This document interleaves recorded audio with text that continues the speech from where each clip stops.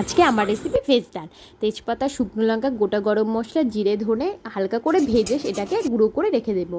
মুগের ডাল পরিমাণ মতো নিয়ে সেটাকে ভালো করে ভেজে ধুয়ে অল্প পরিমাণ জল দিয়ে ডালটাকে ভালো করে সেদ্ধ হতে দিয়ে দেবো। সেদ্ধ হয়ে গেলে তার মধ্যে পরিমাণ মতন জল, লবণ, হলুদ, মটরশুঁটি, চিড়ে রাখা কাঁচা লঙ্কা দিয়ে ডালটাকে ভালো করে ফুটিয়ে নেব।